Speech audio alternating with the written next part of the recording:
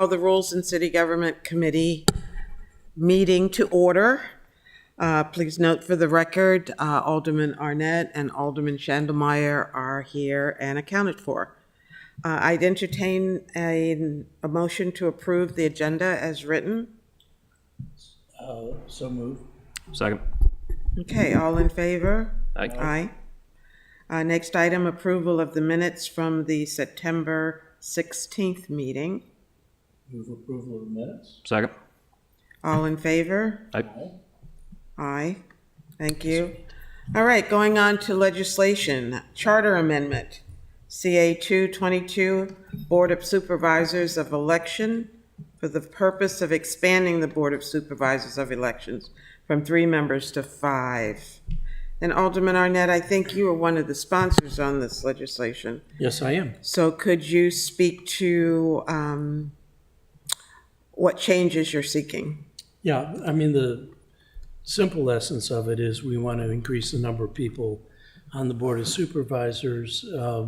That was certainly one of the recommendations from the Charter Revision Commission. And I think it just gives a more fair representation. There were also times when only 2 of the members could be there. And in fact, quite often only the 2 Democrat members. And I think that having more people on that commission would give a broader representation. Now, I would note that the Board of Supervisors of Elections has postponed action. They're reviewing it because there's a study group going on. So I don't know whether we feel bound by their delay or not.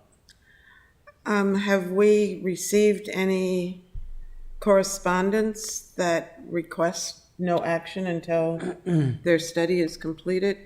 Ms. Gaines, is there any record or any point of information from the Board of Elections that you're aware of? Not that I'm aware of, but Regina will be up here in an hour.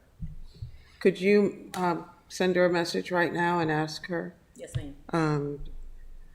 What am I asking again? If the Board of Elections has asked us to postpone action on the charter amendment until their study committee has done their work. Because I understood early on that there was some trepidation from the Board of Elections about this.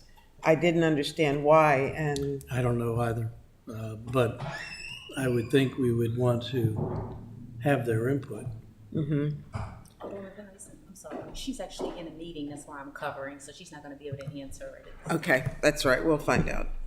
Do we, Alderman Sandemeyer? sorry, is the legislation time sensitive? Like, do we gotta get it done today or this month?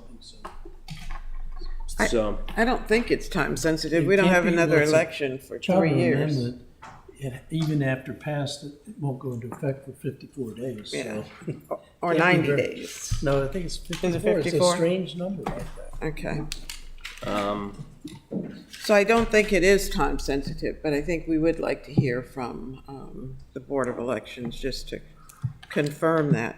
I did have a question, Alderman, and maybe you can answer it before we get into the discussion. I thought there was something that was not clear, and I wrote myself a note.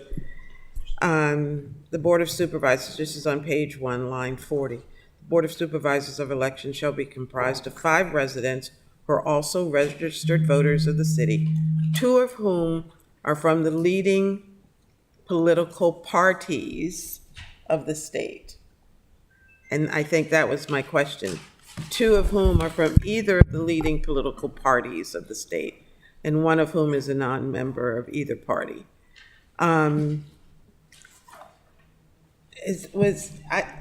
And maybe this is the English teacher overthinking this, but 2 from the leading political parties and 2 from the other leading political parties. I think it should be party, not parties, Right. but. I think it probably can get tightened up, so a delay is probably a good idea.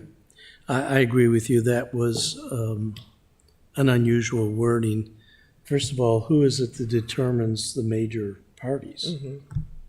But Cindy, I'm Okay. getting error 410 on my iPad.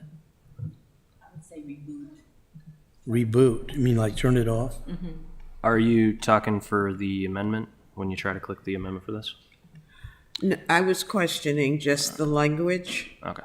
on page 1, lines 40 through 43, 44. But I think that can be fixed, because I think it's more of a grammatical thing than substantial.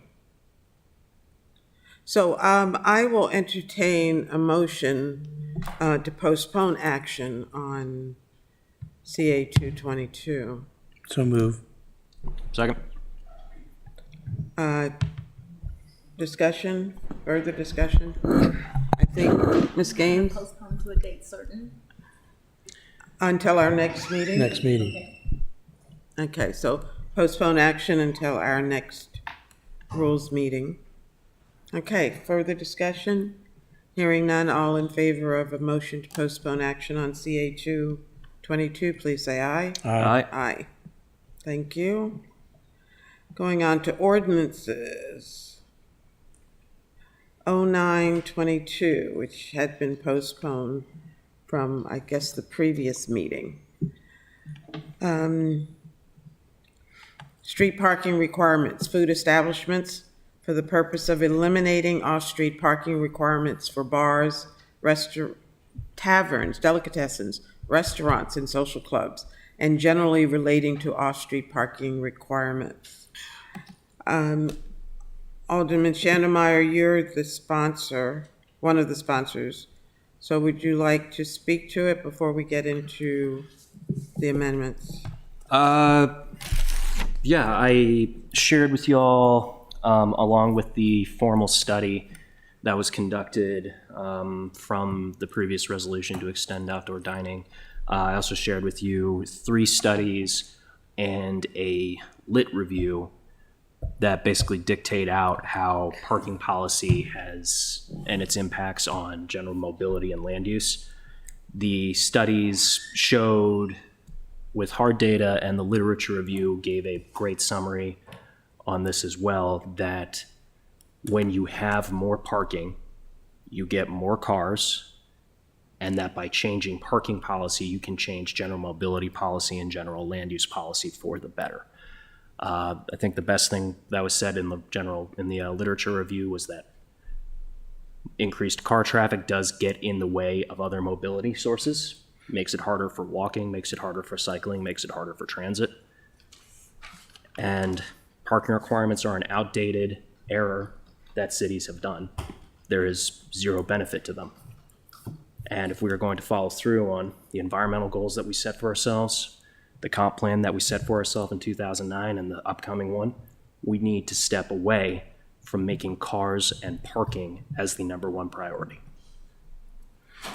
If I remember correctly, the city attorney warned us about making significant changes to this legislation. And I believe that there will be another ordinance coming. I'm not sure the status of it, from Alderwoman Tierney to speak to the parking. To be frank, sorry, Alderman? I apologize. I'll let you finish and then I'll address my thoughts on that. So I just want to be clear on what parameters we have with this legislation. And I'll look to the attorney to advise us on, because most of these amendments, I believe, if not all of them, speak to the parking aspect of it, or restrictions to where the enforcement, not the enforcement, but where the permission is granted. So, Go ahead, I'll let you. look, the alternative proposal, there was conversation around implementing a fee similar to the outdoor dining in public land, like sidewalk cafes and public spaces. I can stomach a fee for expansion into outdoor stuff. To be honest, there is a very critical thing where we need to point out that the reason that fee exists in public is because private institutions are using public space for their expansion, and these other restaurants that could take advantage of this potentially would be using private space. But I understand there's general push for a fee for expansion. We finally got a general idea of the fee for spaces for what the downtown restaurants and the public restaurants are charging. We can come up with a fee idea today in this committee meeting. We can delay this again and come up with it a little more behind the scenes. But the new upcoming resolution or bill still maintains parking requirements at 30%, or at least the draft version that I saw, which is what they currently are. What that does is it does maintain parking requirements as a whole, unless you're a big player who can pay a lot of money. That continues the problem that we have for inequitable development, basically favoring people coming in with large amounts of capital, usually from out of the area, and it continues to prioritize car storage as the most important element of city planning, unless you can pay. If we do the fee, I would like the requirement removed entirely, because again, that helps us address what the comprehensive plan in 2009 was saying, where we have to stop prioritizing parking. It helps us address what the upcoming comprehensive plan is saying, where we have to stop prioritizing parking. And it also gives flexibility for redevelopment spaces and for restaurants trying to come into existing spaces. As the new ordinance exists, there's a situation where Domino's is trying to get into a Jerry's Subs and Pizza location. They can't go in there because of the parking requirements for the restaurants and for some retail space that they have. That's wasted potential, and the new bill would not address situations like that unless Domino's pays a large fee, which they're not going to, and spaces like that get underused. So I really have problems with the new bill. Well, To be honest, this one makes a lot more sense, and we can address the capacity issue either through this with a fee as an amendment, or we can address the capacity issue at another time. But the new bill still prioritizes car storage above all else. And all the data, all the studies I've shared, I've referenced, don't support doing that. So. Well, I think the First Amendment, the Buckley, Tierney, and Savage Amendment, speaks to the fee in lieu of. So if we're going to talk about the amendments, Alderman Arnett? Yes, Madam Chair. I'd like to suggest that we're getting a little ahead of ourselves. One of the reasons we postponed the last time was Alderman Chandlemeyer shared with us an extensive set of readings and bibliography. I will tell you that I am struggling to get through it all. And also I will tell you that my read isn't quite as dogmatic as Alderman Chandlemeyer, but nevertheless, I do accept that there are major planning issues there. So one of the things that I asked of the planning staff is, can we get the benefit of their thinking about the literature search? A subset of that is, I still don't understand why we're focusing only on food. I do understand why we're focusing only on food establishments, and that's because I think a much more immediate, higher priority for this council is doing legislation that will allow outdoor dining. And I think that that's the thrust of the new ordinance. Is 09 and 049 both will set a prerequisite, a floor for being able to do outdoor dining. It isn't sufficient. All of the restaurants will have to come back in and amend their special exceptions and their liquor license and so forth. Either one will do that. The reason I like 049 is because it follows Professor Shoup's notion of moving parking from off-street to on-street, but charging the economic value, the imposition onto the public sector of that parking, and more specifically, the imposition on the immediate neighborhoods. And so steps 2 and 3 of SHUPAR move it, take away the requirement, but charge the economic value of the on-street and then return those proceeds directly to the neighborhoods immediately impacted. But we have both Brooks's studies, but we also have the Burkholder study, the BAE study, that was something that was called for under I-2222, and I think we're expecting a report from the staff. The reason I think this is important is because we're focusing only on the food service industry, and that industry, which is principally restaurants, I believe is a very fragile industry. Saw 72,000 restaurants have gone out of business across the country. I think we need to be very careful when we do this more ideological legislation that can, in the long run, maybe change things, maybe can make a focus on public transit better. In the short run, can have a very deleterious impact on the businesses that are serving us in our very neighborhoods. And so I guess my druthers, I don't know whether planning staff are prepared to talk to us both about the BAE study. I think they are. And also, my head is hurting. I've been reading the bibliography, and I have scribbled down copious notes.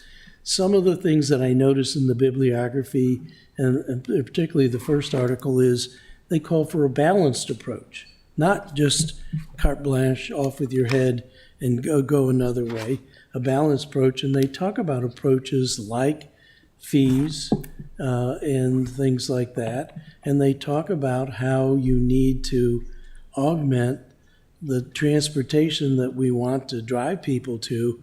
If we're driving them out of their cars and that transportation isn't there, I think that's kind of a chicken and the egg kind of thing.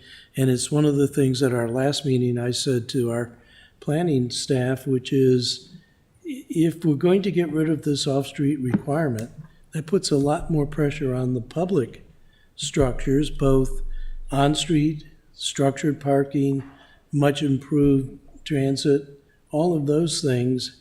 And I don't think we can just drop the axe on people being in their automobiles and not provide them with immediate alternatives. The other thing is there are alternatives for the environment to automobiles, which is EVs. And we, as a council, have taken a policy of moving as much as possible to electric vehicles. And frankly, I think that's much more likely to be successful in terms of protecting the environment. It's not going to move people away. And in fact, I don't think anything will move people away from the convenience of personal automobiles other than gasoline at $50 a gallon or whatever.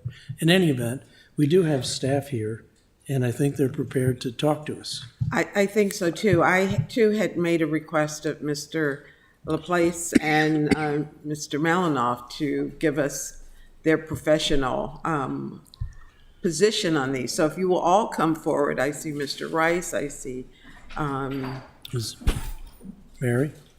yeah, Mr. Lashinsky. He and I were making eye contact, so Is it? But that's Mary. it's Mr. Rice and Ms. Jackie. Madam Chair, before they start, if I could address a couple things brought forward. Okay, as related to, Just response to a couple things. Just response to a couple things. I'll wait for why them to don't stop. you just give them just a minute to get settled? I got a study on EVs. You what? I'll find a study for you on on AVs, man. Just what I need. Because I got thoughts. But we won't dive into those today because we'll be here all goddamn day.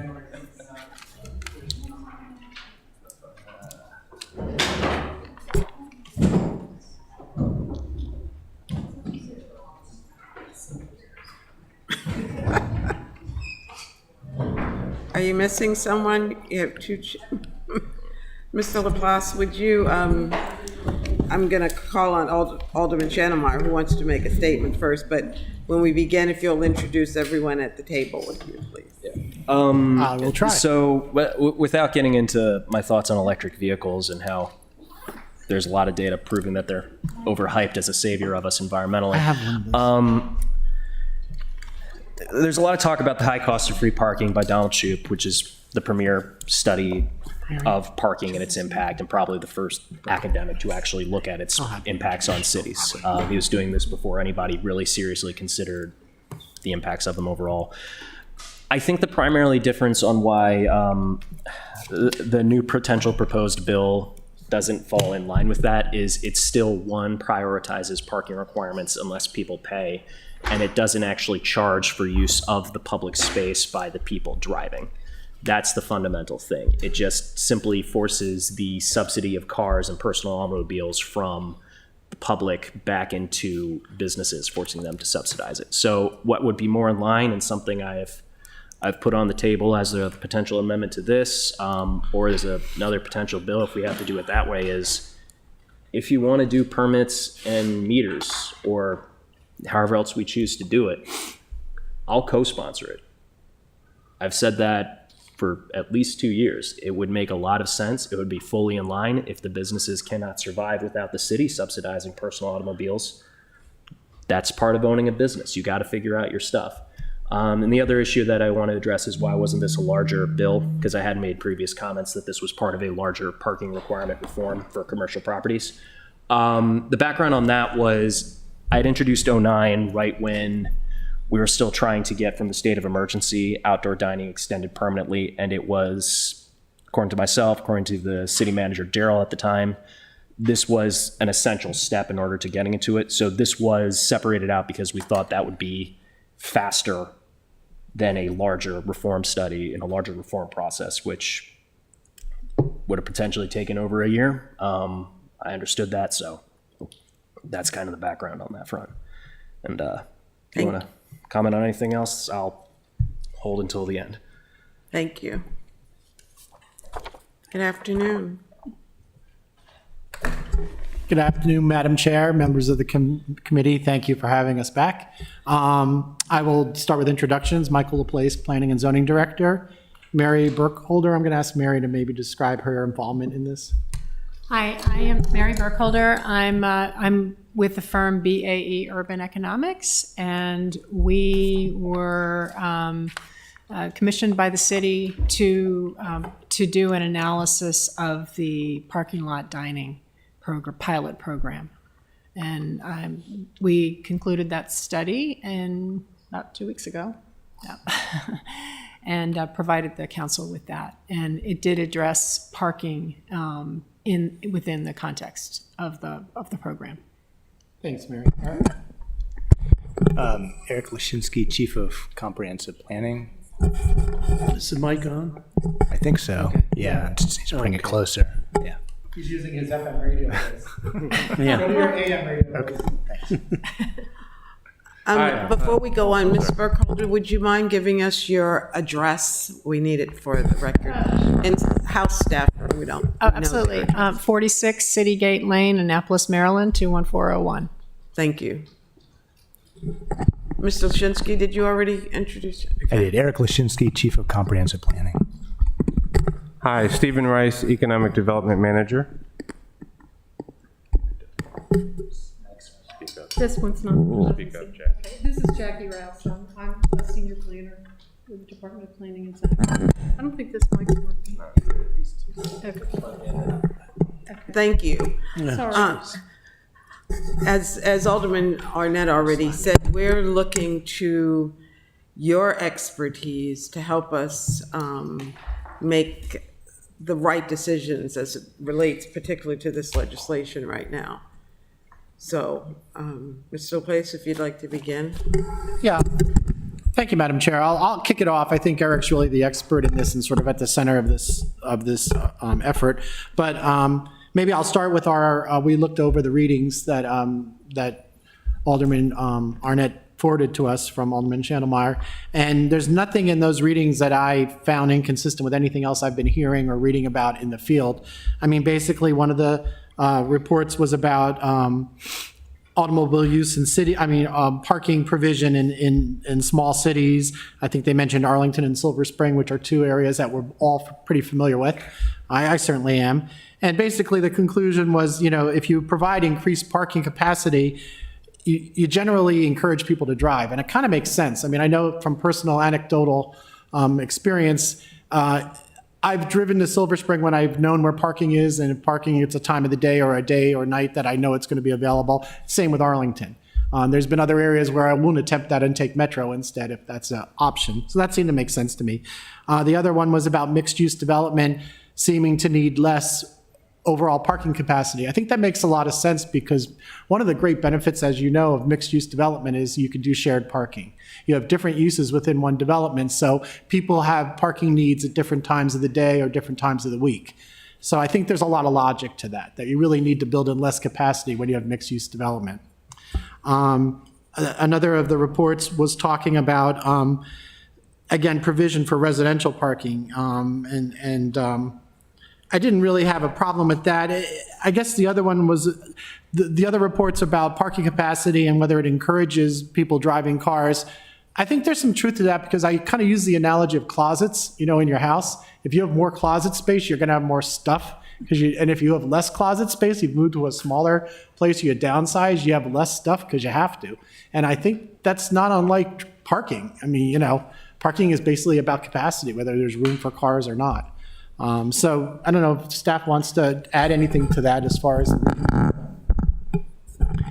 Well, I mean, I think it's worth acknowledging that, through the 4 readings that were shared, it's clear there's an enormous volume of literature on this subject. I think we need to acknowledge that this is a topic that's very relevant to our times. Clearly, many other cities in this country are looking at changes to their parking policy.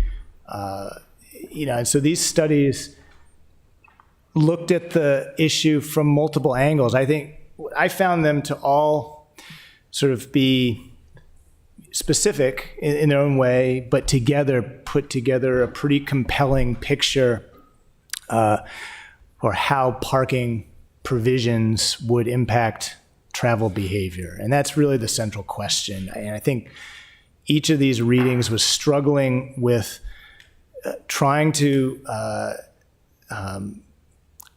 determine causality. You increase parking supply and therefore you change people's behavior in a specific way. And they all kind of acknowledge that, there's tons of evidence that parking provisions do drive travel behavior. They were all looking for the sort of nuances and how that works. And I found references in the reading.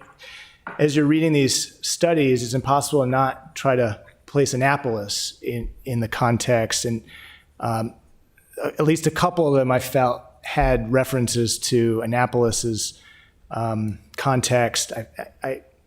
The study parking at mixed-use centers in small cities, which looked at New England towns, small towns that had, downtown areas where people could park and walk, and then it compared those types of places to more suburban centers where you had to drive from one store to another and you couldn't even cross the street. I saw references to both downtown and Eastport and compared to Forest Drive, for example. And I think that the studies that there's at least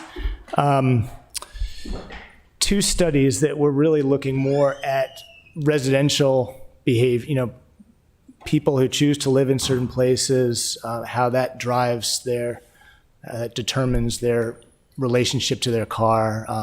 One looked at commuting patterns, the other looked, they both looked at commuting patterns, I would say, but from different angles. I think that when I'm stepping back from these readings in the context of the legislation at hand, what I'm thinking about is they do make a case for the legislation. I find that, it's not that, thinking about Annapolis historically, at one time we had a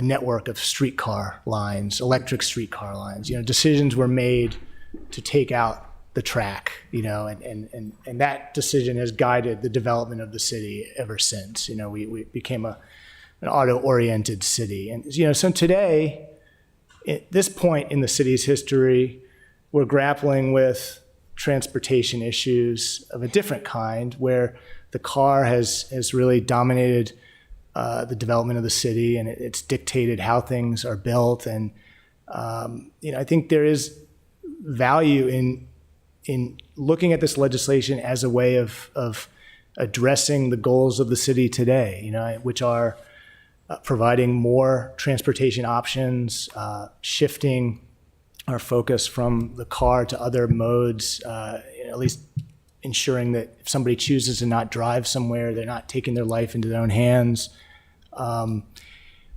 It's challenging to do everything at once. We could say we need a better transit system. We need to complete our bike network. We need to make sure our sidewalks go everywhere. We can't do it all at the same time. And so I thought about this legislation in that way, and it moves us in the right direction. It certainly, it has the potential to have very immediate benefits in some ways, and it has the potential to have very long-term benefits. So that's the way I'm thinking about it in context of these readings, which really, to me, they kind of underscore that this legislation is very relevant to both Annapolis and where cities are going today in general. But that's my take. I think we have a question. Alderman Arnett? Yes, thank you. 3 observations and then the question. I remember reading in one of the studies, the first one I read, where they admitted that the information was not able to, it wasn't fine-grained enough to allow looking at impacts from neighborhood to neighborhood. And I think that's one of the real issues that is confronting us. In none of the readings, and I also looked at the other 55 in the bibliography as much as I could, are they talking about doing these things only for the food industry, food establishment industry? I mean, they think they're talking about a much broader brush thing. And a lot of the ones, particularly the New England study, they're talking a lot more about redevelopment. We're talking about a legislation that impacts existing developments. I think all of these things lead me to conclude that, yes, we need to go in the direction of moving away from emphasizing the automobile. I'm not sure our constituents are there with us, and I think we all have to worry about getting reelected. But I guess some of the problems I have with this is that it is narrowly focused on food, and I think that's because we were simultaneously trying to solve the outdoor dining issue with this broader issue. And then the last point is, which comes first, the chicken or the egg? If we do something, and I would argue, and I think Brooks has already said that he wants to do a more broad-based legislation, if we do that, but we haven't filled in the blank spaces, we haven't improved the availability of other modes. I mean, what I read a lot in these articles, it encourages people to walk. Well, not everybody can walk. My wife can't walk. And it encourages people to ride bicycles. I can't ride a bicycle anymore.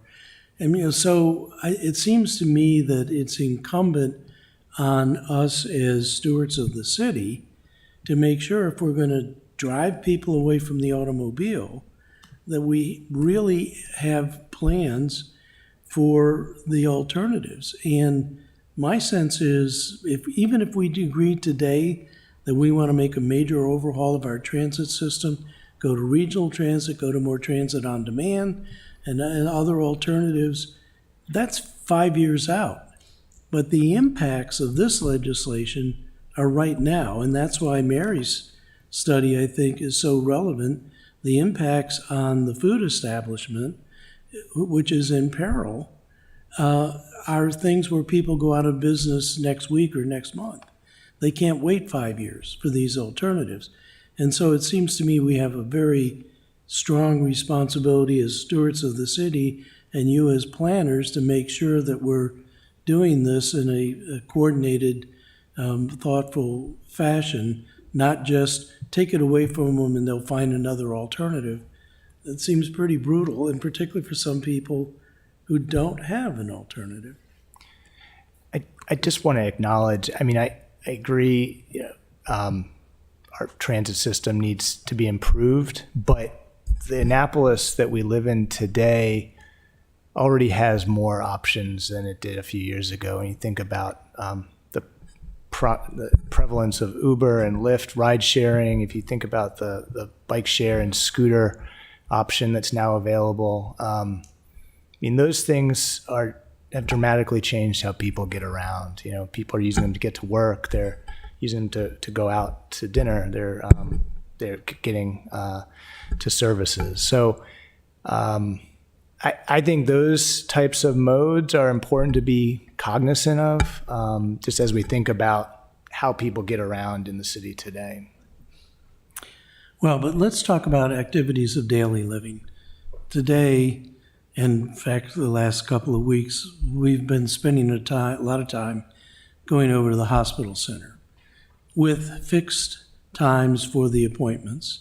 Now, there is no place in the city has more gross amounts of parking than the hospital, but these are appointments that are time sensitive. If you're hungry and you want to go out to eat and it takes a while to get Lyft or Uber, forget about Annapolis would go because it doesn't operate for any normal time. But if you use Lyft or Uber and you are willing to do that, but things where you have appointments, things where you have to be at work on time, things where you're carrying multiple bags of groceries with ice cream that'll melt and other perishables, maybe there are people that use Uber to go to the Giant, I don't know, but it seems to me that we're going to have to be much more careful before we buy fiat, force people into these other choices. And I think we have to do a lot more consensus building with the 40,000 residents of the city and all the other people that use it before we start doing these kinds of pieces of legislation. But that's just me representing my 5,000. So, Ross, so perhaps if we looked at this, maybe a different perspective to look at this is that by just picking one category of uses to make the shift with, we're not just not opening it up that nobody is going to have parking. And I think if you look at the restaurants that we have in the city and you go through, we have that inventory that we did for you all, and we've actually gone back and annotated it. And when you go through that list and you look at different types of places and even try to speculate about whether or not they're all of a sudden going to eliminate their parking lot, I think that you're going to find there are a lot of places that will not consider that. For example, I cannot imagine Paul's Homewood Cafe deciding they're going to get rid of their parking lot. Right. I mean, you can speculate about a lot of this. I think that the number of, and this is not saying they can't have parking, it's a business decision. And I think each one of these businesses is going to look at it from that perspective. Is this a good decision? If you're in a multi-use project, like in a shopping center, it's not just you that gets to make that decision. Your landlord has to look at, they might decide, for example, that if that one of their uses doesn't have to provide parking, that they will allocate it in some other way to some other use. It's not yours automatically in a multi-use situation. So I can't imagine any of the fast food restaurants out on West Street getting rid of their parking lots. So I've made you copies of our annotated list. I'd like to see the annotated list. Well, we're selling it. It was Okay, good. Now, No, we will hand those out. I think the potential impact of this in reality is probably much, much more limited than we're all, we're looking at this like it's the worst possible case. And, I've worked with a lot of restaurants in town since I've been here, and not all of them, but a lot of them. And I think the impact is much more limited. I couldn't agree with you more, and in fact, I think it feels pretty close to home for me. Even Gump's or Main and Market, they're in a shopping center. Right. The shopping center has to provide, under this legislation, won't touch any of the other services provided in those shopping centers. And so those shopping centers, Clock Tower, all of those shopping centers, virtually everything outside of wards 1, 2, and 8 are in strip malls or shopping centers. And so that parking will go on. And it is very much more the concern to me in Ward 8 that this has a very different impact on us than it does the rest of the city. And I think you're right, on the other hand, that this legislation will not have the desired outcome of moving people out of their automobiles, because the parking is going to be there for most of the restaurants in the city after this or some other legislation passes. Right. The thing this legislation doesn't have, that 049 does have, is some fee in lieu of to bring the economic cost sharing back to the restaurants when they move all of the parking to the public sector and they don't pay any of the economic value of that.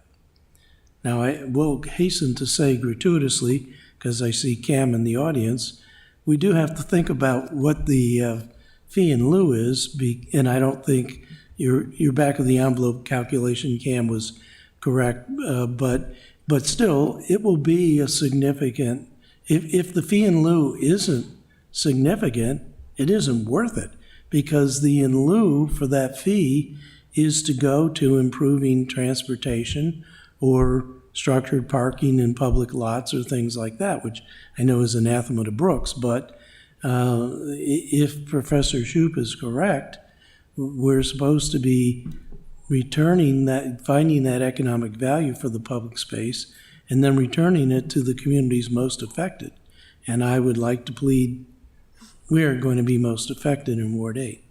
Well, I take your point. I mean, I think that there are a lot of moving pieces to reevaluating how we approach parking citywide, not just for restaurants, but for other uses. There are all these different things.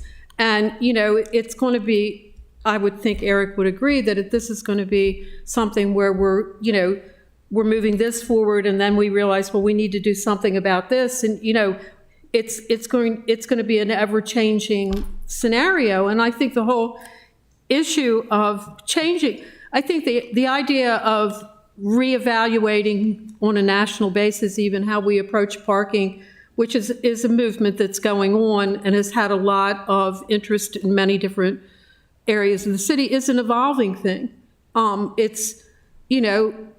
And so yes, there is a risk factor in change in everything, and that's. But I come back to, I think the impact is probably much more.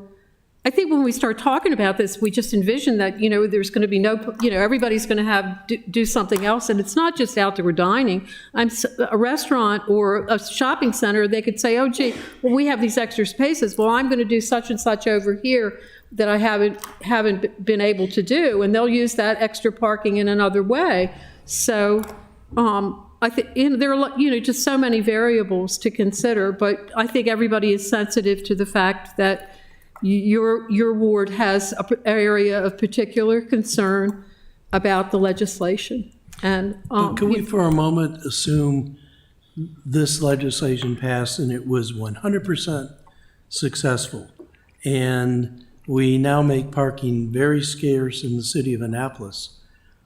And this is why I think Mary's study is so important, to me at least. You think people are not going to go out to eat? They're just going to go elsewhere to eat in their automobile. So,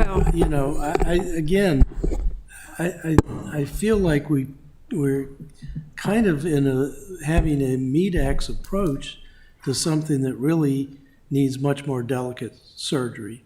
And my belief is much more thought. But I will yield to the director. Alderman, I hear what you're saying, and I think I'll go back to a word that Jackie used, which was evolutionary. This is not revolutionary. This is evolutionary. And I think it assumes that people's patterns, particularly to go out to eat and for food, food entertainment kind of thing, going out to eat for dinner, is changing. We've already seen it change. It changed a lot during the pandemic. People thought of different ways of having food brought to them as well as going to food. So that's already happening.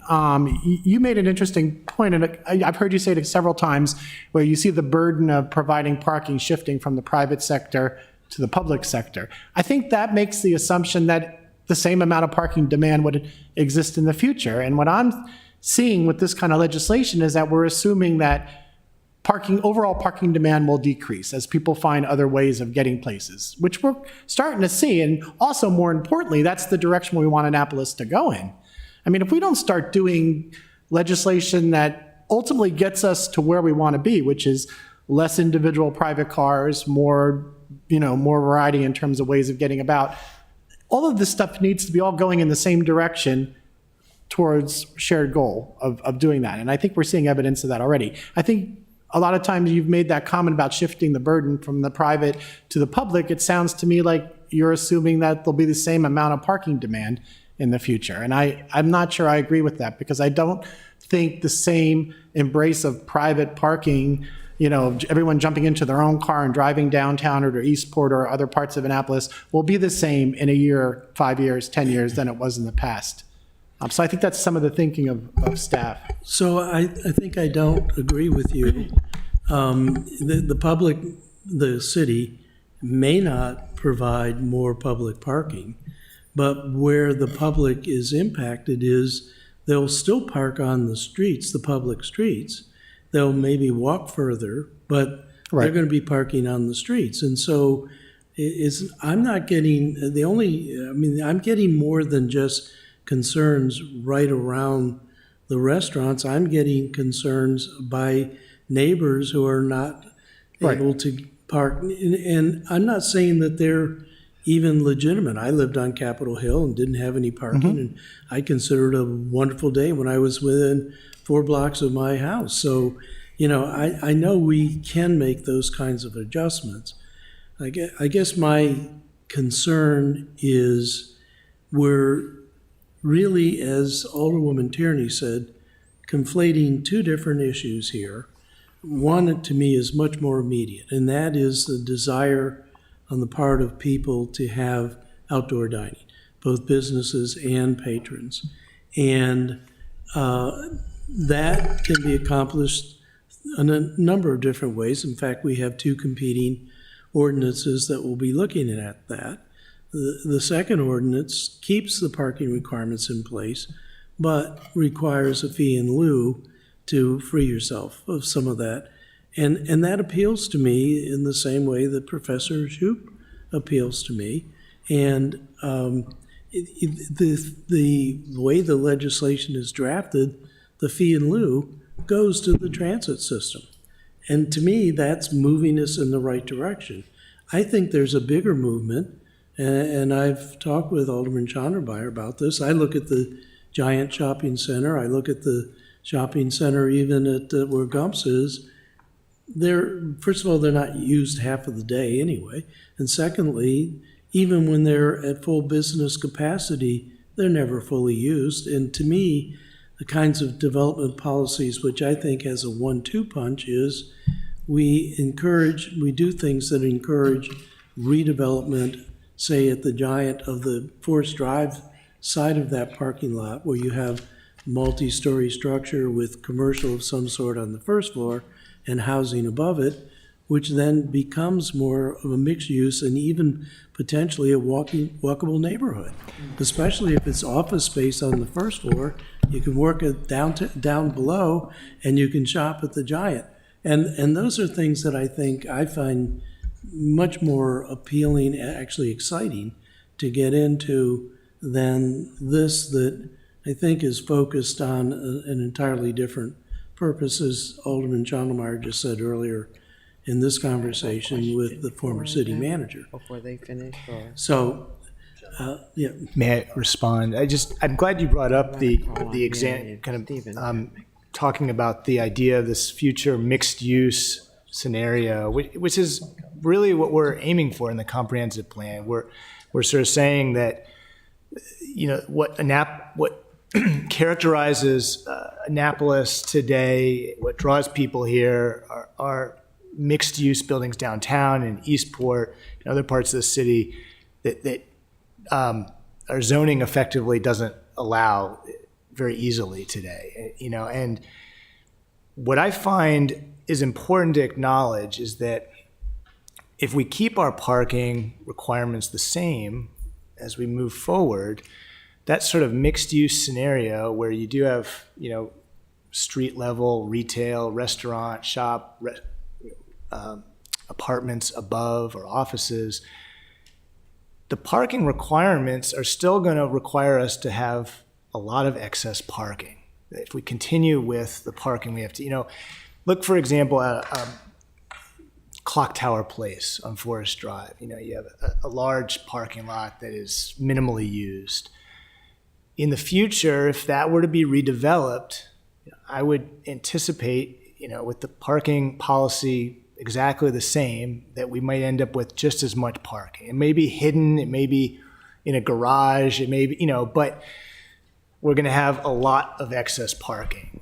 Whereas change in parking policy, you may end up with a shared parking solution where parking that's used for offices then becomes used for restaurants at night and so forth. And that's a scenario that I think we need to keep in mind here, that we have the opportunity to be more efficient in our resource. I mean, at the end of the day, that's what this is about. It's about being more efficient with our land base. And but we can be more specific than the clock tower. Again, I'm Ward 8, but we have the mixed use going into the shopping center if we can ever get that taken care of with the APF considerations. And I think that if there were different levels of parking requirement, there would be less structured parking and actually maybe even a through passage on that structured parking so that the mail trucks can get out of the post office and through the parking lot as they do now. So I understand that, but I also, in thinking about the comp plan and thinking about the missing middle, I think no ward has more of the missing middle than Ward 8. But missing middle, if you look at Shearwater and President's Point, and missing middle doesn't mean affordable. Just look at all of the water surrounding Ward 8 and what that multi-structure is. And again, that's a planning issue, and that's why I think we really do need to think those things through much more carefully. But one of the things that if we go to the more full scope legislation that Brooks is going to introduce, it will be interesting to see in midstream what will happen to the shopping center. Just like at 424, where the Adams Ribs is supposed to move to, they're saying, well, wait a minute, now we can go ahead and have our full 75 seats because we don't have the required parking. Now, that is going to have consequences. There's going to be concentrations there, and the patrons are going to need to go somewhere, somehow. And I don't think they're overnight going to jump on a bus. First of all, they can't take a bus to 4th Street now. So, you know, I think these are delicate things. And again, I really do want to hear from Mary. I think that was the importance of this study, is we're talking about fragile entities here in businesses, and it is the businesses that, you know, that are in Eastport that, in my view, make Ward 8 so great. The choice of places we have to dine and other businesses. There's that neat little pottery shop on 4th Street. There's all of those things, and if we don't think about them, you know, we could be losing a lot. And I just think it needs much more careful analysis. But I'm talking too much, and I'd rather hear from Mary. Yes, I'm going to call on Mary, Ms. Burkhardt, and then I'm going to ask Mr. Rice to jump in too. Okay. So we had asked that we not make a decision until the study was completed. And so I think that's what we'd like to kind of hear your summary of your findings. Oh, okay. Well, I made a set of conclusions, and a number of them are relevant to the discussion today. But I did an analysis of the 5 restaurants that were part of the pilot, and they are the Boatyard Cafe, Bread and Butter Kitchen, Forward Brewing. All 3 of those are in Eastport. And then Grump's Cafe and Main and Market. And I essentially did an analysis of 4 months to compare across the years, all the way back to pre-COVID, because that's a baseline year. So there's rather detailed information about what happened with their gross sales. We didn't collect profits. We're not the IRS, so we don't want to get into that. So it was gross sales, but I also talked about what happened with costs over that period, particularly in the last couple of years. So the gross sales probably alone doesn't tell the whole picture. These restaurants, I think that it pretty clearly shows they're all benefiting from having the extra seats, but probably the range of the benefits is not as great as what you see with the gross sales, because the costs have increased so dramatically, both for labor and for the cost of goods, which I think everybody knows about. It's in the news every day. So it's hit restaurants too.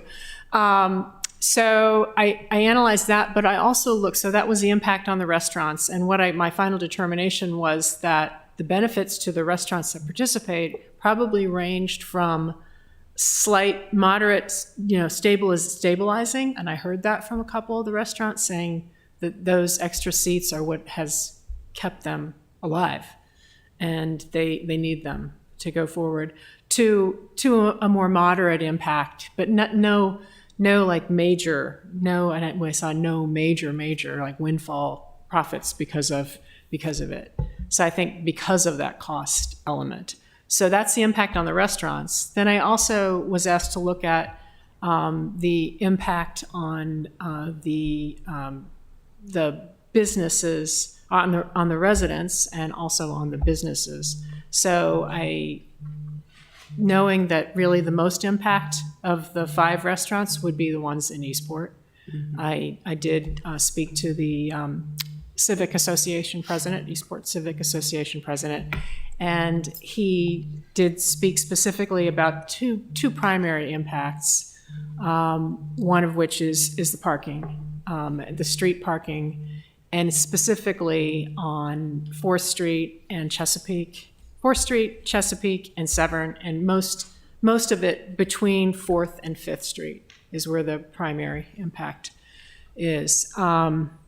And told, some indication of, that there were also a lot of incidents of curb cuts being blocked by people parking, and essentially the patrons and possibly some of the employees, although I don't think it's as much as it used to be. There's somewhat of a competition at certain times for parking, and I live downtown. I get that same sort of competition, so I know what that's all about. And then also the other impact is that sometimes there were kind of impacts of trucks that went through, rear view mirrors dropped off and taken off. And so some kind of conflicts of that, because it is a rather narrow street. Once you have parking on both sides of 4th Street. So that's probably the one that's most constricted. And then the other impact is that sometimes there was noise impacts, and they mentioned Forward Brewing as having some noise impacts, although I didn't hear that it was a substantial issue. And Boatyard, not as much, because I think Boatyard's surrounded mostly by properties it owns. So it's not as more direct. So that's what I heard about from the resident side. And then I also looked at business impact, and I talked to 2 different business association groups, the Eastport Business Association, and then the SOFO, South Forest Drive Association. I met with the president and the former president, actually, of SOFO, and heard a little bit about that. Generally, they were very supportive. And I have to say that almost everybody I spoke to really supports more outdoor dining. I think it's a very positive kind of thing in the overall general sense. But the Eastport, the business association felt that it was more positive than anything, that it brought positive traffic, and it's good to have businesses that are stabilized and continue to thrive, and that's generally good for the business community. It's good for the neighborhood. It's good for the city. And then in the SOFO one, I heard a little bit of impact on the overall parking situation at the Georgetown Plaza where Main and Market is. But that situation probably existed prior to the 6 spaces that were added, so this may have exacerbated it a little bit. But that, again, it's not a city issue. That's a sense of that has to be resolved by the owner and the occupants of that center in terms of how they distribute their parking. So those were the main things that we heard. So my conclusions, were just generally that, like I said, it's generally positive perceived, that it's of benefit certainly to the restaurants that have gone into the program. There are some parking issues that probably need to be resolved one way or another. And I did include in the report a little bit of background on some of the past studies of that and some of the current efforts in that, just to get the background on it. And that's about it. I think that's the primary part. But is there anything else? I'd be happy to answer.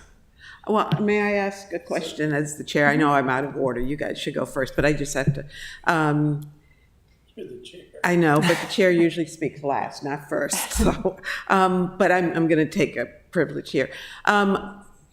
When speaking to residents, and I know what your corridor focus was, how far beyond that area did you speak to residents? So I only spoke to the Eastport Civic Association president. I contacted him and said, I'd like to, at a minimum, speak to you. If you'd like to bring in other people, I would be open to that. But he actually opted to represent that. And they had just done a survey, so he came armed when he met with me with the results of that survey. And I will say that the survey, they looked at the parking question, and the survey pretty clearly showed that there was one kind of core area, which is that 4th Street area where people were broadly in agreement that there was constrained parking, but not that much in the rest of Eastport. Okay, thank you. No, I'm sorry, Alderman Shannemeyer was next. I actually have a quick question for my colleague, Alderwoman Tierney. Was your question or comment that you wanted to make earlier directly to the panel? No. All right, in that case, I'm going to go in towards it. So one of the things noticed is that for the other businesses, in the 4th Street area, they actually saw a pretty significant boost in foot traffic and patrons. That was mentioned by all of them, yes. So what we're seeing by that would heavily imply to a question brought forward earlier is that, if we get rid of these, it could harm the other businesses. we're seeing the other businesses find it to be a benefit for the most part. So it's just something that increasingly grows the streetscape into something a little more friendly for pedestrians, a little more friendly for people on foot or going in a slower way. And that's pretty consistent with all of the literature that's been done on these things and what happens when you open up streets and areas more for people and not for cars. You see a pretty significant economic gain. One of the other questions that I have to bring up is when you look at the negatives associated with the lack of off-street parking in forcing more people onto on-street parking is people have a slightly harder time finding a parking space. Mm-hmm. I'm going to say this time and time again, though, there isn't really a shortage of parking. There's a shortage of parking directly in front of your final destination. And just kind of by the nature of cars being an inefficient way to get a lot of people around a denser area, that's always going to be the case unless we turn everything into a parking lot. And then in that case, we just have a giant parking lot that's no one going to want to be in. We saw a pretty significant benefit from the local businesses, both on the Forest Drive sector and the Eastport area. This is a positive. And this study really shows that. So that's going to yield the rest of my time, Madam Chair. Thank you. I'm going to go to the committee member, and then I'll go to Alderwoman Tierney. So to me, this was a very helpful study, and I appreciate it.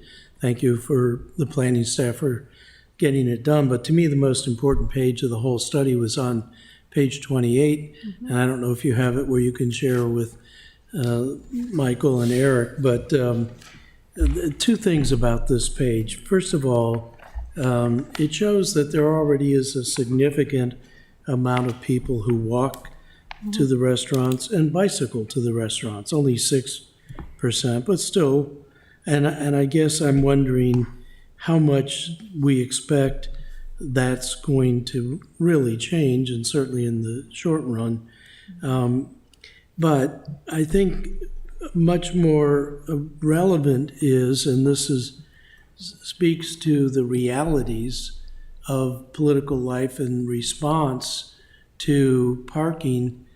I am under no small amount of pressure to create parking zones or parking districts because of the congestion on the streets in front of residents. And that won't be good for business. I mean, it'll push it out, and I suspect after the first wave of zones or districts, it'll push it out even further. And that seems to me to really be contrary to the way we go, and actually mitigates the statements that Brooks just said about the foot traffic. If you can't park in the area, you're not going to come to the area. You'll go to areas elsewhere in the city, the strip malls or shopping centers, or you'll go out of the city. And so, again, I think we need to look down the road, the domino steps that could happen. Now, going back to Jackie's point, it's not happening everywhere. It's only going to be happening in certain places.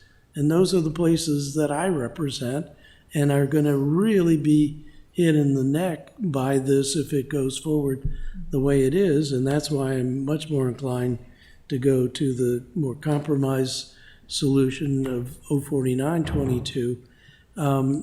But these things don't happen in a vacuum, and they do have reactions, and then reactions to the reactions. And so I think we really need to be very, very careful of it. But I thought it was interesting, only 5%. I was actually surprised that 5% of the people did take public transit, and a smaller percent Uber and Lyft. Mm-hmm. And so to a point that Eric made earlier about alternate forms, so when you look at this pie chart, they're not being used. Now, that could be the thrust of the point of all of these studies, is they don't have to be used because there are already convenient places to use your private automobile. I'm skeptical about how rapidly that's going to change and how much our legislation. One of the articles that I read talked about the impact of the legislation, and they said that by reducing the amount of parking I think it had an 11% increase. 11% out of 100 is not a big increase. It might be going in the right direction, but it isn't huge. And I don't even think it's really going to the big environmental issue, which is the burning of fossil fuels. And I think there's other better ways to address that. But in any event, I think it would be very interesting to think about how we would project 09-22 goes through unchanged, how much this pie chart would change in the short run, which I think businesses operate in the short run, and more importantly to the overall goal in the long run, how much they will really change. So that's something to ponder. I don't know we can satisfy it today, but I'd certainly welcome comments on that. I was very surprised at the percentage of Uber drivers or participants. In major cities, I would think that there's a lot higher usage of Uber and Lyft, I think there are also, but here, not so much. if you don't have a car, then I think Uber and Lyft would increase exponentially. So, but that was just a surprise. Alderwoman Tierney? Oh, thank you, Madam Chair, and thank you for giving me the opportunity to listen to the experts here because I'm learning from some stuff. Let me just talk about the framework of these two ordinances very briefly. We did discover our legal advice in 09-22 is that we couldn't do everything in one ordinance, and that means introducing a fee in lieu of, at the same time, reducing the parking requirement. So from a legal standpoint, it was better to address outside dining in a separate ordinance. But let me just speak about 09-22 versus the, what is the number, Ross? 46.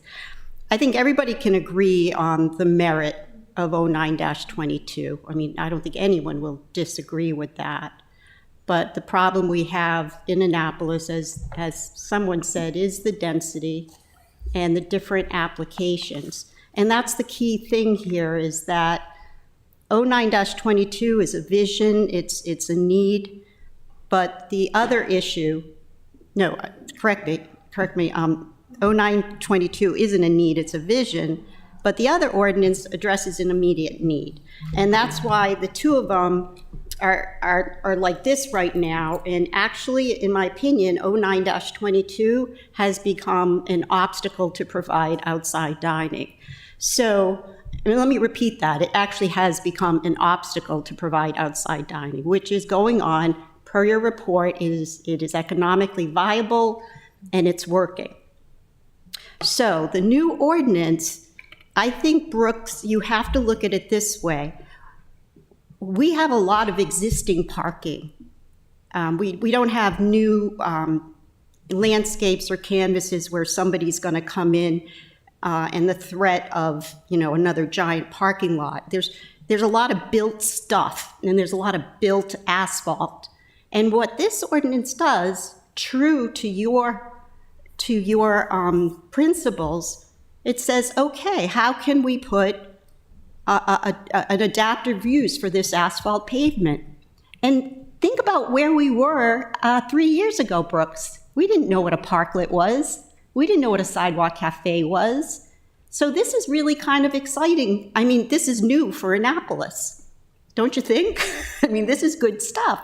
So 09-22, in and of itself, it will have to take a very comprehensive look at, and that, of course, the comprehensive plan, but it is different in every ward. You cannot ignore that. I mean, the most applicable area where it should be looked at probably is West Street. We're at a post-pandemic, things are in such a flux. We don't know, what the MX district is going to become. You have to get granular with this, Brooks. I know the merit and all of that, but you really have to get in the weeds with this. So that might take time.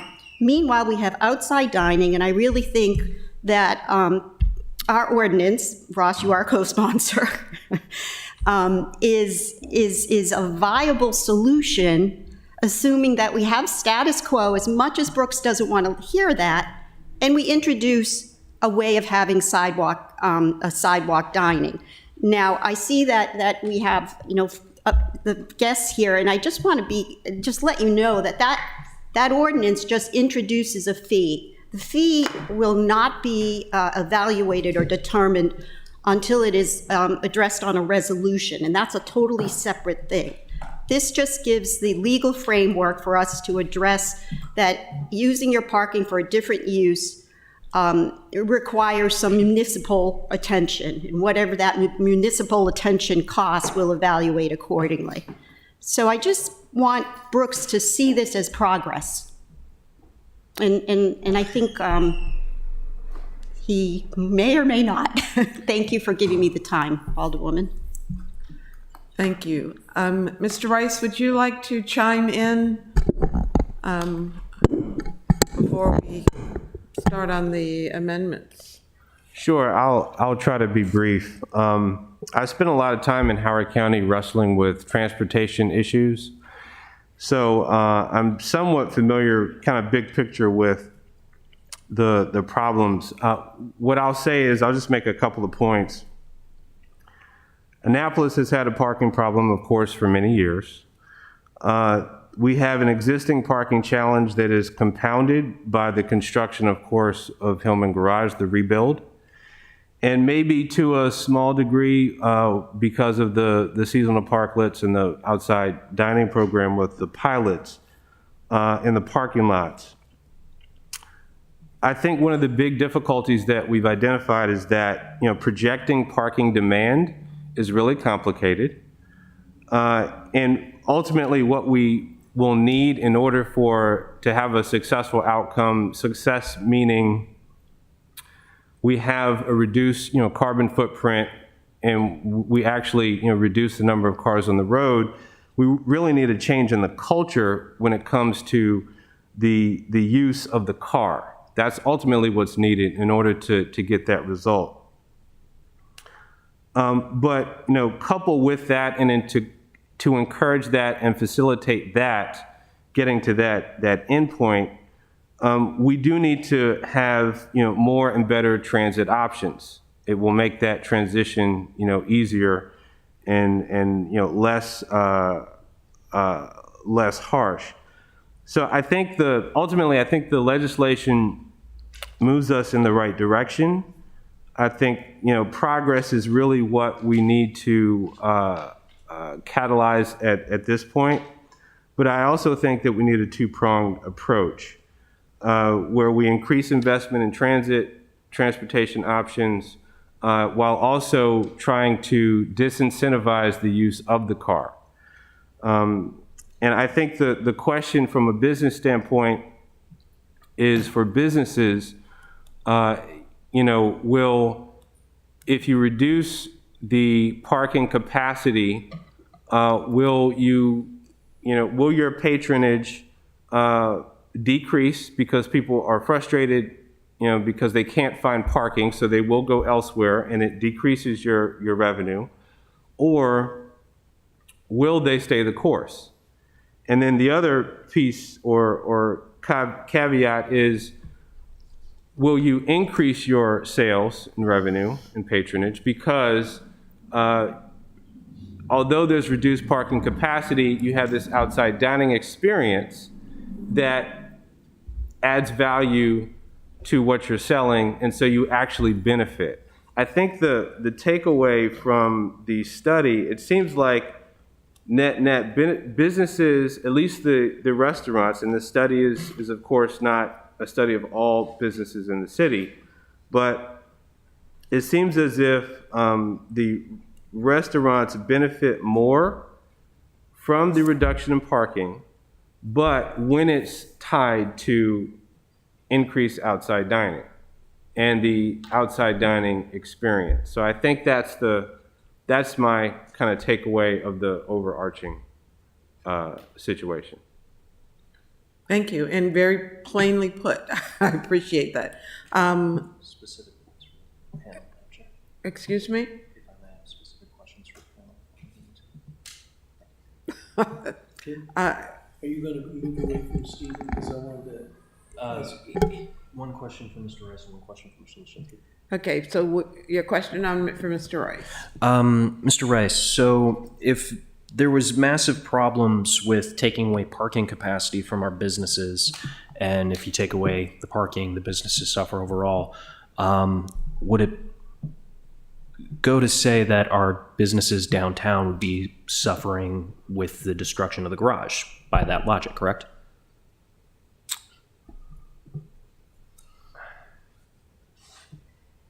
Okay, I'll go with that. Sure. Yeah, but in our last Economic Matters hearing, you were saying there wasn't any sign of, with the garage being torn down, of our businesses downtown really hurting. I don't recall saying that. I just don't remember everything that I said at the last Economic Matters hearing. But we definitely have heard from businesses that have not benefited from the fact that the garage is down, and because their patrons like to park in the garage, really prefer to park right in front of their stores. It's more so been retailers, and we have some restaurant owners who've also reached out to us with concerns about parking. So we've definitely heard. I wouldn't say that. The truth of the matter is, it's difficult, and Mary ran into this as well, because these are privately owned, businesses, and there's no, of course, reporting requirement when it comes to, their revenue, income, expenses, operational income, any of that costs. I mean, the information that we have is largely anecdotal. So when there are complaints. And they tell us what's happening, and it's something positive or negative, of course, we have that. But it's hard to look at it from a macro standpoint, just because we don't have data, and there's nothing that nothing that compels them or forces them to provide that to us. We have more recently heard from Maryland Avenue. I think prior to the Economic Matters meeting, I hadn't heard from some of the retailers on Maryland Avenue who we met with recently with the mayor and a few other people, and they expressed some significant concerns with respect to parking in general.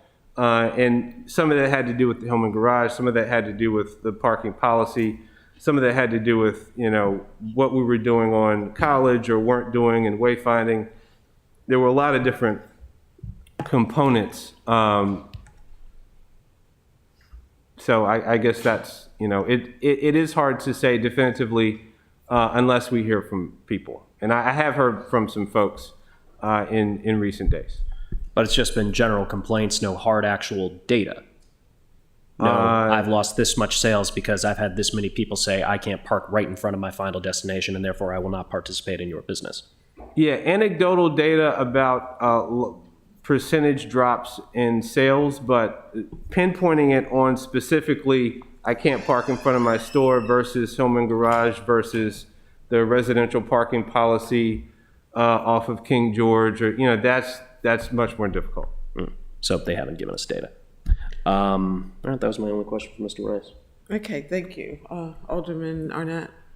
Thank you, Madam Chair. So now that 04922 is going to be introduced, and if it were passed, there would be a fee. I've been hearing from several restaurants, well, how big is this fee going to be? Is it going to be so big that it'll wipe out the gains that we attain because we're getting this increased capacity with the outdoor dining? And I'm wondering if you have been doing any thinking at all about, are the fees in your mind going to be similar to those of the sidewalk cafe kinds of fees, which are most expensive downtown and least expensive in Ward 8? Have you thought about that at all? I haven't done any analysis with respect to fees. I had one restaurateur who is not here speculating it would be $16,000 a month, which on one hand I think is good news because that's a lot more money going into transportation. On the other hand, I asked that person to ballpark you know, how much are the net sales going to go up in a month? And if it's less than $16,000, I doubt that they're going to be happy about that. So it's a 1-2 kind of thing. If we do get to the fee in lieu place, we need to think about what those fees are and how it is going to impact businesses. I'm sure you know this, but I'm just bringing it up because I've had a couple of conversations over the last few days and some emails too about what that fee could be and what it might do or undo.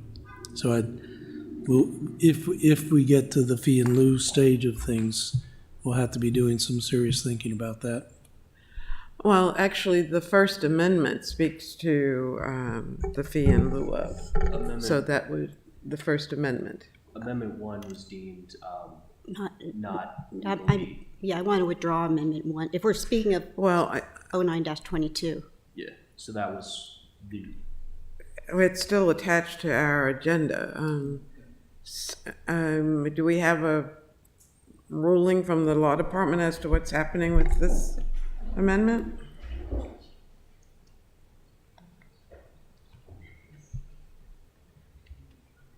I think all of them, Ross, all of them would go. Excuse me, Alderwoman Tierney? I think if I understand the law office and whether or not these are germane or not, I think all of them have to be withdrawn. My understanding of the conversation was 1 was non-germane, 2 was germane, Okay, maybe we'll hear from the law office. 4 was germane. Although if 4 is an amendment to your amendment, I guess it's not. Right. So am I hearing, Ms. Reuters? Yeah, Cynthia Reuter with the Office of Law. 2 of the amendments are tied directly to amendment number 1. So if amendment number 1 is withdrawn, then those 2 fall. And then only a Arnett amendment is left. And that's the Arnett amendment to exempt the maritime districts. Okay, so Amendment 1 speaks to the fee in lieu of. Amendment 2, Alderman Arnett refers to the exception for the maritime industry. Amendment 3, that's Arnett and Savage, that speaks to a fee in lieu of also. So I assume that would be the second one that would be withdrawn? Yes. Okay, and then number 4 speaks to bakeries. That's Alderman Savage. But that's also a reference to Amendment 1. Excuse me? That's Amendment 4 is also a reference to Amendment 1. Okay, I thought it was adding bakeries as a. I think because of the asterisk, the note. Yeah, it is an amendment to amendment number 1. Right. Which. Well, in the grand scheme of things, I'm cool adding bakeries to this too. Why not? I love Right. bakeries. So that means the only one that is applicable then is Amendment number 2. Right, and the reason the amendments are all still there is because the sponsor, Alderwoman Tierney, hasn't had an opportunity to withdraw it on the floor. It has to be withdrawn on the floor. Okay, well, Amendment number 1 is Alderwoman Tierney's. Amendment 3 is Alderman Arnett, and 4 is Alderman Savage. Mm-hmm. So they would all, have you withdrawn or is that your intent? Absolutely not. No, Amendment 2 is germane. No, not 2, I mean 3. He's a sponsor of 3, not 2.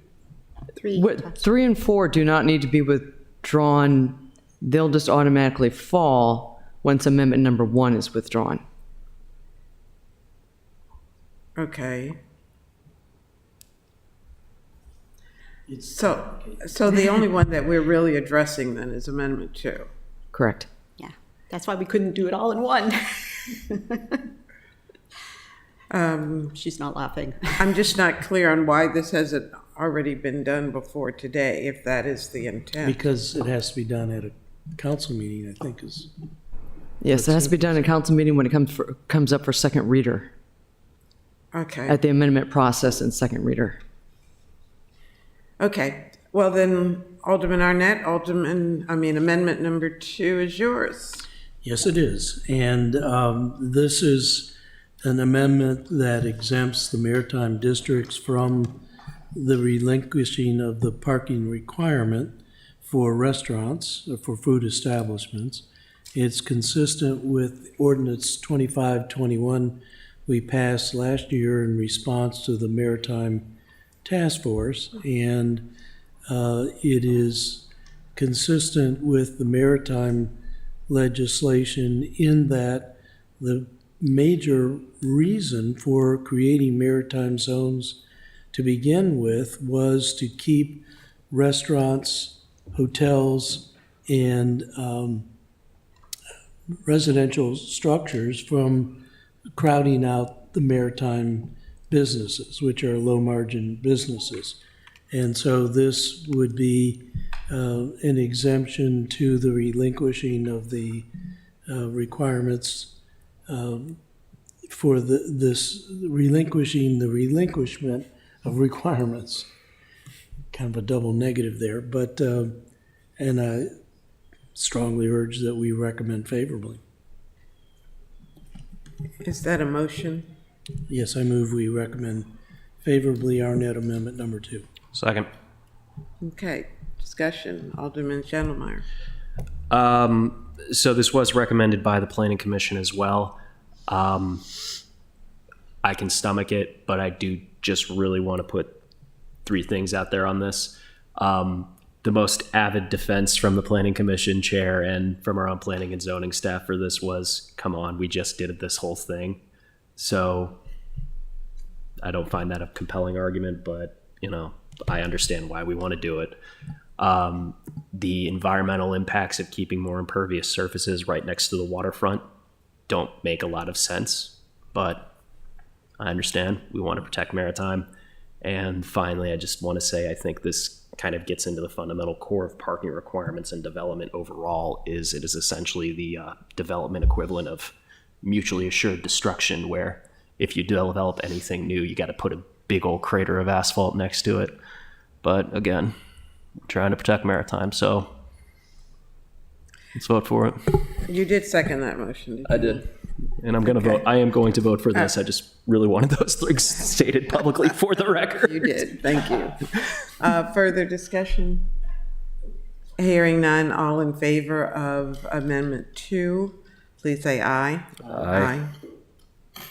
Okay, so we're going to assume that the other amendments will be withdrawn on Monday night at the council meeting. And if not, they'll be addressed at that time. So I will entertain a motion to give a favorable recommendation or a not favorable recommendation for 0922 as amended. Favorable recommendation as amended. Is there a second? Okay. So I'm afraid it dies for lack of a second. I would make one point if I could, Madam Chair. No. If 0922 as amended were passed, and then we proceed on to 04922 and it's passed, it undoes 0922.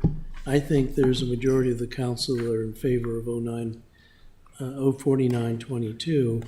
And so I think there would be somewhat foolish or awkward to pass one and then pass the other and undo the one you just passed.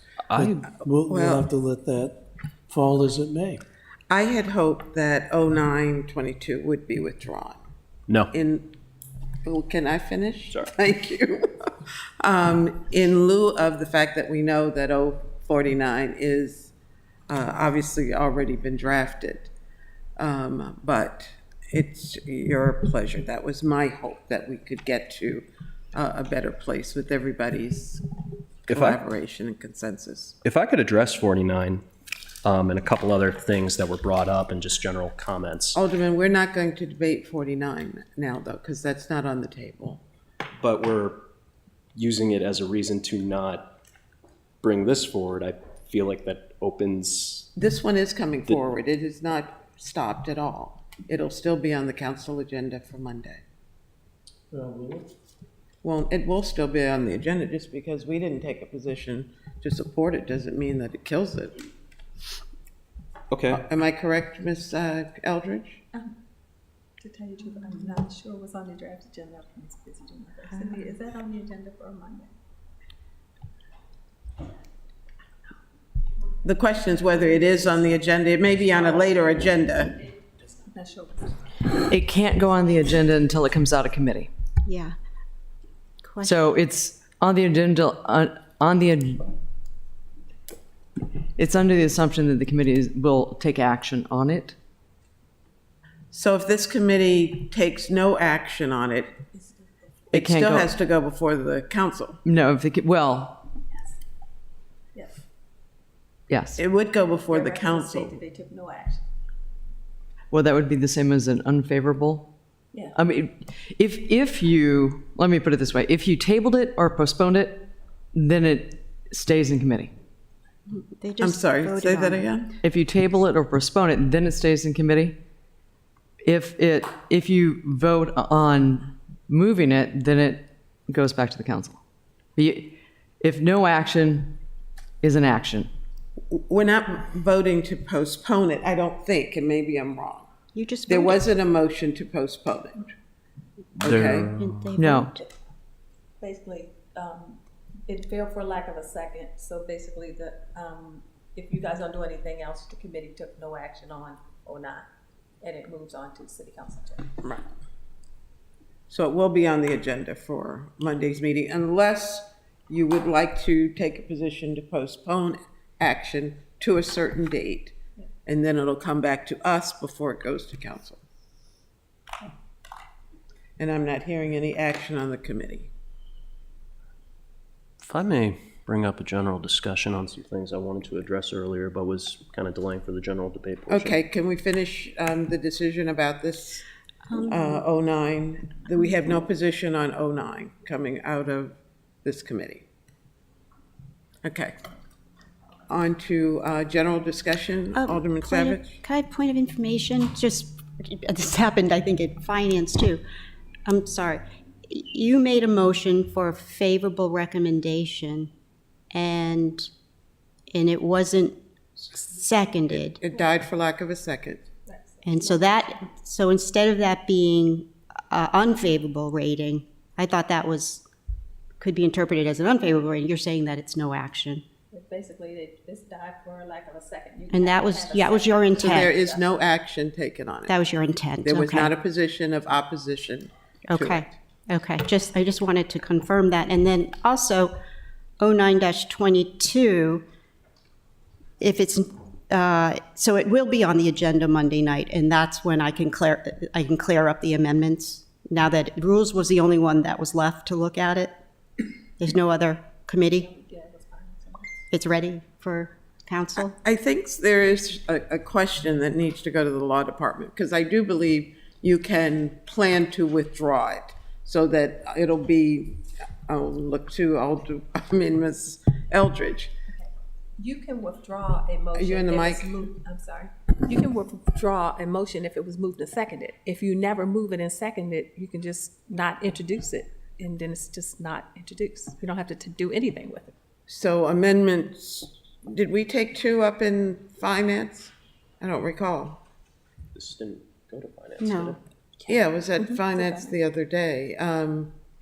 But I think it's up to the sponsor to withdraw it if, That once it's adopted by the council, it belongs to the council. yeah, it hasn't been Anybody. adopted by the council, however. I It's- mean, yeah. The amendments. were Once done. it's moved on, let me clarify. Once it's moved on first reader and accepted by the council, any member of the council can make a motion to withdraw the legislation. It Okay. doesn't have to be the sponsor. But we're talking about these specific No, amendments. I'm just, Okay, so the sponsor can withdraw Yeah. his or her amendments. Exactly. Okay. Without it going before the full Right, all you have council. to do is send something to Cynthia and say, you don't wanna.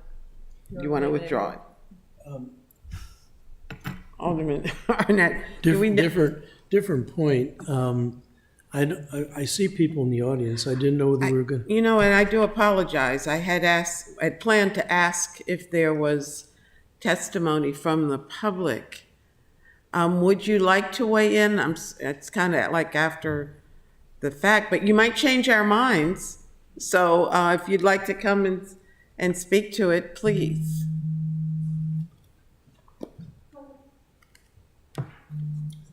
Thank you. Why didn't you remind me that? Because I forgot to. Point of, yeah, no. We got to require the microphone use for the cameras. And please give your name and address. My name is Cam Bodrin. My address is 109 East Bayview, Annapolis, Maryland, 21403.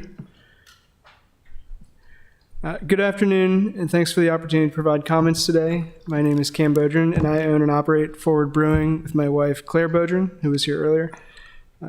We came here to discuss the merits of 0922 and why it should be passed. Though there have been discussions about a new ordinance, I'd like to focus on 0922. 0922 can correct the antiquated requirements and level the playing field for restaurants in Annapolis. Some restaurants in Annapolis don't have to supply any parking. The city has done that for them, while others have to supply parking for 15% or 30% of their seats, regardless of how people arrive at the restaurant. Restaurants in the city spend enormous effort and expense dealing with applications for variances, special exceptions, to deal with these requirements, often without consideration for what is actually the best use of space and transportation. Some restaurants already have adjusted ratios or special exceptions remaining for decades prior in the past attitudes and cultures of the neighborhoods. So much is still ruled by these parking ratios, even as our city, neighborhoods, demographics, attitudes, and modes of transportation change around them. Passing 0922 reveals or levels the field and offers more for Annapolis residents, businesses, visitors, and even our planet than a system full of outdated ratios in a city full of parking lots. It starts the conversation about how we can better use our space and move around our city. The city and its planning commission have spent significant time and money studying the effects of 0922. The Planning Commission has recommended its passage. The public has reviewed and demonstrated their support for 0922 and outdoor dining with letters and public comments. It seems that continuing outdoor dining without interruption is important to the City Council. If this is accurate, then we need to pass 0922 so that we can move on to the next step in applications. We understand that if 0922 is passed, it alone will not allow the addition of outdoor seats. 0922 is merely the first step, though a significant one. It is imperative to pass 0922 to allow for subsequent approvals to be sought without interrupting outdoor dining. Please listen to the public in expert opinion and pass 0922 at Monday night's meeting. Thank you for listening and representing the people of Annapolis. Thank you.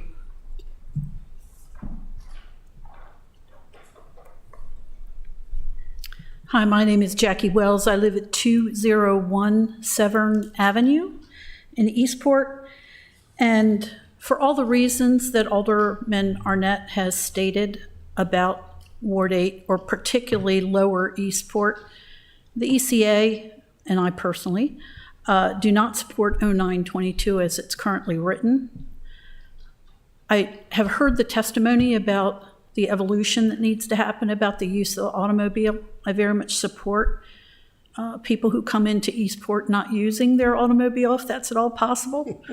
And I look forward to the resumption of public transport in Eastport that was stopped by the city, and by that I mean in Lower Eastport. I look forward to bike lanes and better sidewalks, although we do have sidewalks. But the point that has been made is that the real issue is addressing primarily, or at least initially, the strip malls. And I think somebody mentioned West Street. You know, those are the areas, the outer West Street area, that are what I consider somewhat blighted. And when redevelopment comes up, the current parking requirement limits the ability to put in mixed-use development. I fully support mixed-use development. But as Alderman Arnett pointed out, there's the issue of development or redevelopment, meaning Eastport, Lower Eastport, is already developed. It's already mixed use.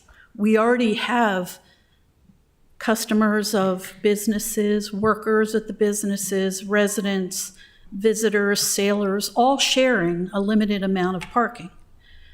When you increase capacity in those areas and decrease the amount of parking by eliminating on-site parking and not expanding somehow there to be parking, you're still going to have a crush on parking.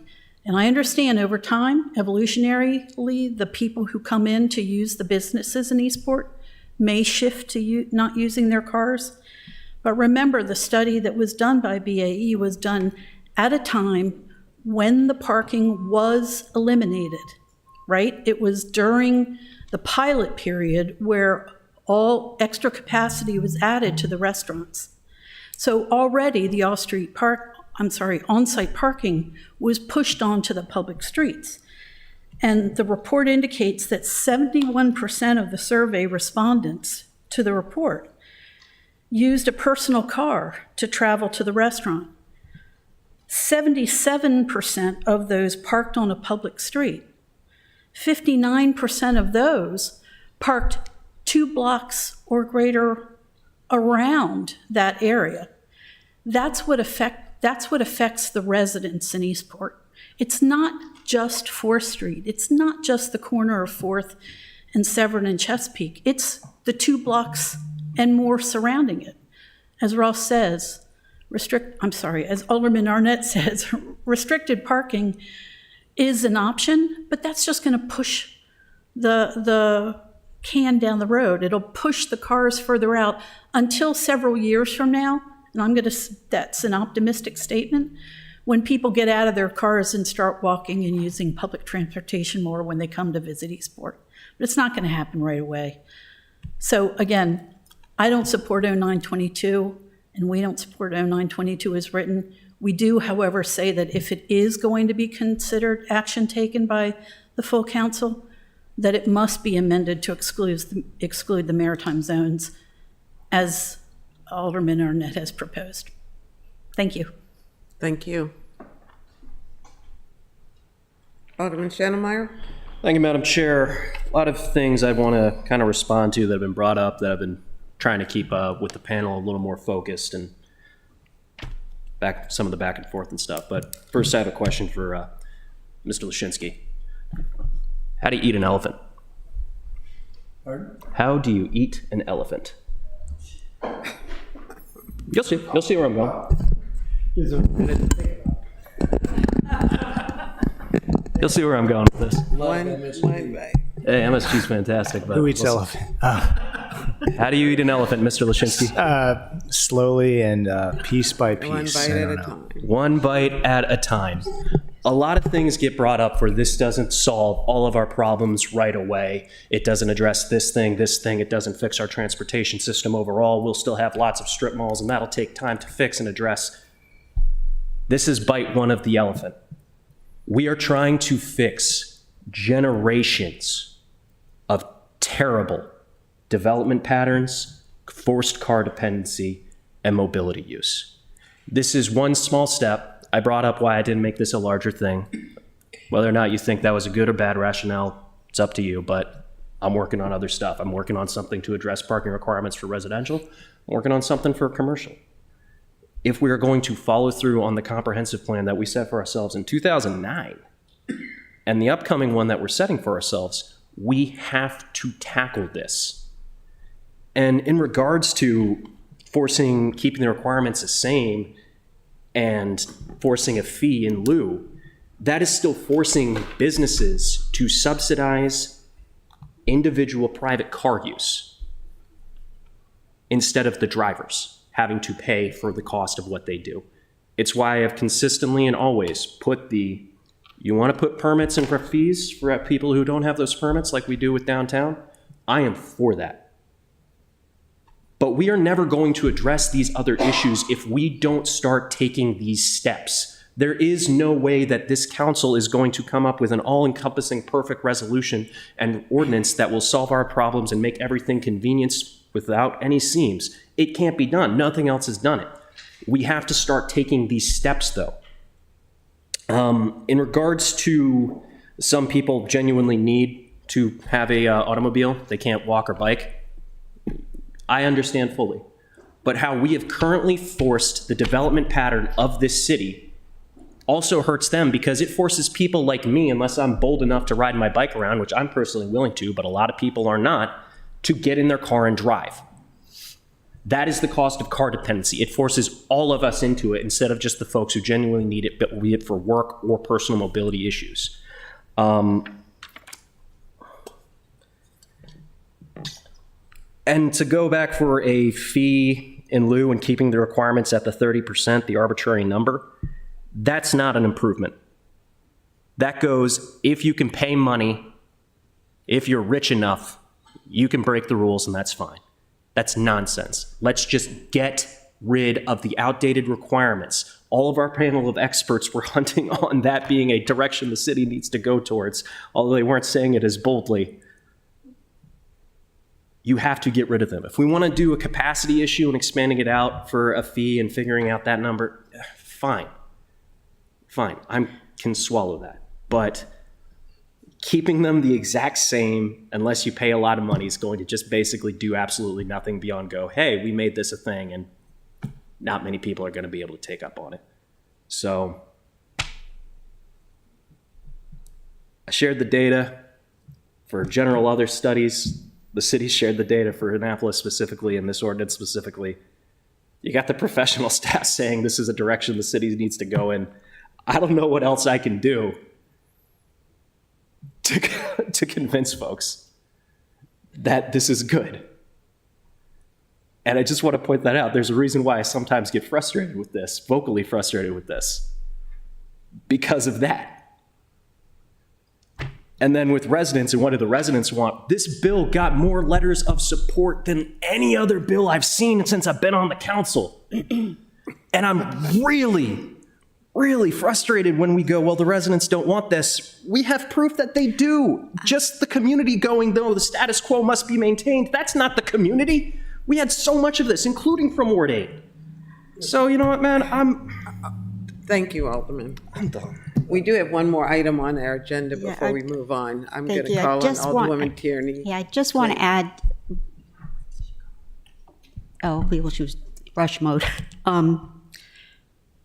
09-22 received all those letters, Brooks, because they understood it as enabling outside dining. Every one of those letters said, we want outside dining. So it was conflating the two issues. So it's not a fair statement to say that you got letters, all those letters of support, waiving parking requirements everywhere. They linked it to outside dining. They thought it was the only way that we could achieve outside dining. So it's a really important point to make. It was conflated. Thank you, Alderwoman. And the city manager Gerald's report says it is. And you have the restaurant saying it is. This is the step. The planning and zoning department was saying this is the step. Alderman, we're not going to debate it any further. I'm going to give Alderman Arnett an opportunity to speak, and then we're going on to the next piece of legislation. So the point is, it's not the only way to get to outdoor dining. And I think the overwhelming support generated in no small part by the restaurants is for outdoor dining, not for this more broad idea of the parking and the impact of parking on planning and on automobile use. The problem I have with this approach is it is narrowly focused on one cell of a Rubik's Cube. And it ignores that when you do these things, there are all kinds of other impacts on other cells on other sides. And all of us live in that Rubik's Cube world. And when you push this, I think, not well-formed yet notion, and in fact, I think the right place to formulate this is in the comprehensive plan. We're never going to do anything by legislation. It's the comprehensive plan that puts together our planning. And one would hope that the comprehensive plan is going to be thinking about the other sides of the Rubik's Cube. So I understand, I even applaud your passion about this particular area, but I hope you have some empathy for the fact that it does have other impacts, and it has impacts on people in other situations in life. And those are the things that I urge we need to be careful about. We just can't go bulldozing ahead in one direction without thinking about the way the other things that this is going to impact on. You know that I do support the notion that parking lots are not a very efficient way, and that they really, to me, the much more appropriate thing to do is to do legislation that will make or help the Giant redevelop their parking lot, or the parking lot where Grumps is, or Clock Tower, or these other things. And that is another way to get to the same goal. There isn't only one way to do it. And I think that we have to be considering these other approaches. Thank you, Madam Chair. Okay, and last on our agenda is 02522, Revenue and Finance, Purchasing and Procurement. Thank you to the planning staff and our guest. I have to ask again, Stephen, was this as good for you as it was for me?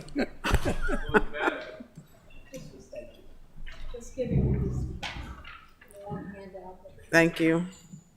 Thank you.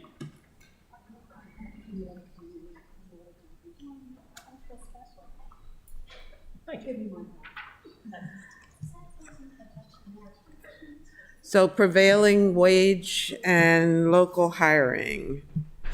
And Thank you. Alderman Schendelmeyer, this is your legislation. Thank you, Madam Chair. So as I was saying briefly before the meeting started, there are a couple amendments I intend to put into this. We can hold action and not discuss any of this until I get those amendments formally in. We can discuss this briefly as written, and I can just kind of share what I intend to do based on those conversations with our professional staff, or So we can just not do anything today and kick the can down, or we can vote on it as written. Oh, I'm sorry, I didn't mean to interrupt you. So your interest? I would personally prefer we either decide to not take action on it today. I do have a couple of amendments that I was not able to get in due to a very brutal day job schedule this month. I do apologize for holding up council business on that, but there isn't a really big sense of urgency on this legislation overall. So would you like to postpone until the next Rules Committee meeting? Yeah, if there's no interest in discussing this in general until the amendments are in, I'm fine with that. So motion postpone. Second. Okay, further discussion? Hearing none. All in favor of postponing action on 02522 until the next Rules Committee meeting? Aye. Aye. Thank you. You thought I'd forgotten, didn't you, Ms. Eldridge? Okay, that ends our agenda. I will entertain a motion to adjourn if there's no further discussion. So moved. Second. All in favor? Aye. Please say aye. Aye. Thank you very much. And now Mr. Lyles is here in case you have questions for him after we've adjourned.